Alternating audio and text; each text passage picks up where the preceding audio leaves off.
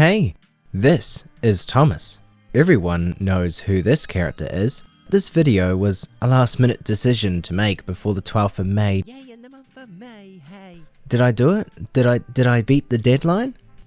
Obviously, I wanted to make a 00 custom of Thomas for a while now, but I never really thought of how I'd go about doing it. Many other modelers use the Buckman Gintied chassis for the long E2s, while the Hornby Terriers for the small freelance E2s. People have different preferences to small or big. For me, I do prefer the little guy. Little guy matches the looks and description of Thomas better, but the long E2s are basically Thomas's real life basis and proportions. The big beefy kind of little engine. But why did I go for the long E2s then, if I like the small ones more? Well, simply because I still have my old Hornby Thomas on hand. Ever since the first layout, I had a rough life. Don't we all? It's had a rough life with DCC chips, nearly having the motor burn out. For a long time, I thought it was unmendable, and it was left suffocating in a plastic bag for about 5 years, until I decided to give it another look, with converting it back to analog, and discovering that it still works. It instantly gave me an idea to customize it. Originally, I was just going to modify the body shell, but the more I looked at it, the more I realized a lot of the proportions were off for a real E2. The next best thing was to find a better body shell replacement. Cue Lazy Terriers Thomas body shells. It's almost felt like a trend lately, seeing other Thomas modelers adapting their Thomas customs to have different body shell versions from him. It was super tempting to make my own. The only problem for me was that they weren't designed to fit the Hornby Thomas chassis, so I reached out to him to modify the fit. At the time of making this video, he is currently rebranding his website too, so they're nicely detailed and very sturdy prints, and I'm sure there's many more amazing stuff to come out from him. I'll leave a link to his Shopify in the description, because I'd be supportive like that. Thank you so much for the body shell, Joel, and let's get back to the video. I got straight into printing it out. Gave it some sanding, added some liquid gravity into the coal bunker, and some lead weights behind the sides of the tanks.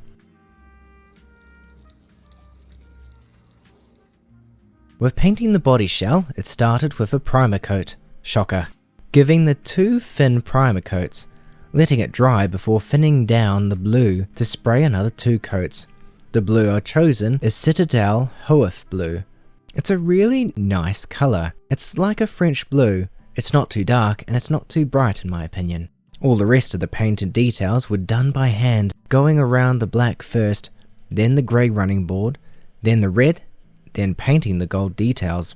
I painted the cab roof, cab detail, buffers, and smokebox doors separately, and then glued the buffers and cab detail onto the body shell. With all the customs, I try to keep the cab roof off until I get the crew figures fitted inside, and the smokebox door, well, we'll get back to that later.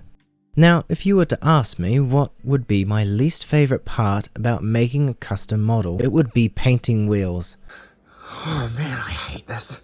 Masking around wheels can be a pain, as well as taking the model apart and removing the side rods can be daunting and fiddly to put everything back together again.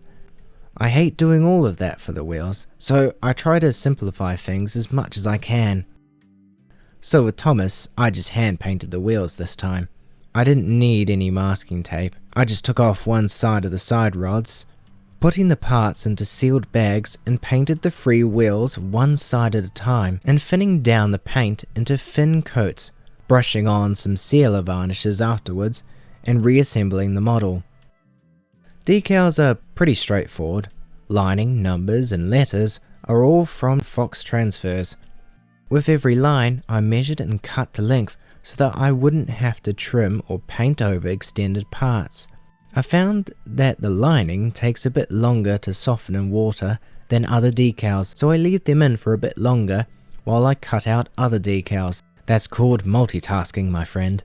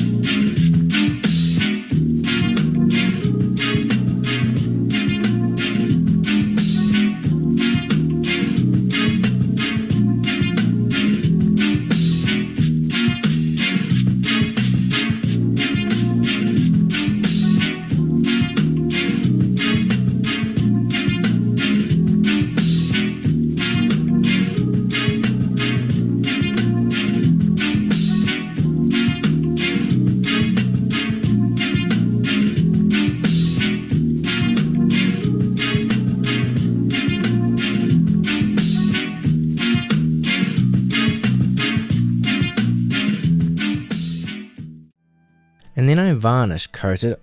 Oh no. Oh no. Why does the surface look so white and frosty? This has never happened to me before. What do I do? I'll tell you exactly what happened. I rushed it. I hadn't let the gloss varnish dry properly before adding the decals and spraying another varnish on top of it. Doing that turns into what they call varnish frost, with the surface looking all white and crusty. Ugh. Thankfully, this problem is easily fixed by giving the model, once completely dry for at least 4 hours, I had to say 24 hours because I need to make that clear into your head, okay? It can be given another gloss coat, and all the frost will go away. And if you don't want it to be gloss, just wait another 24 hours until you can spray over the matte varnish. I've never had this happen to me before. I've resprayed after 12 hours. Shh. Don't fall into impatience, my child. You do not want to take risks with varnish. Just go to sleep. Stop staying up past midnight. Go to sleep now. While leaving that to dry, I decided to print out a couple of my Thomas faces to test fit. I would have liked to have had all of them made for this video, but I hadn't got enough time, so I just had the 3 for now. Smiling, grinning, and my favourite one, Smug Thomas. Like the previous faces, I designed them off both the Railway Series illustrations and the Model Series faces. What's different from the previous ones though, is how it attaches to the model. Instead of modelling it to fit on top of the smokebox door, I've used the front opening of the smokebox to my advantage, and now the faces can just be pushed in without the need of blue tack. Originally with the handrails, I was going to use metal handrails on Thomas, but I can tell that my parcel isn't going to arrive on time, so I found some handrail knobs on Lazy Terriers website. Thank you again, Joel, just when I needed you most. They were printed out and stuck onto some cocktail sticks and given a quick pass over of primer and silver paint. Then I used some silver jewellery wire cut to length and threaded them through the handrail knobs before gluing them onto the model. As of writing the script on the Thursday, I've been waiting for figure crew and some weathering powders to arrive, which I don't think they'll arrive in time. But at least in my eyes, this model custom is presentable enough. Unlike my 009, I don't really have a proper loop for engines to go around, so I'll show you a running session on my test track and my shunting layout, which is currently on the back burner for those who don't know. It made me stressed, you see.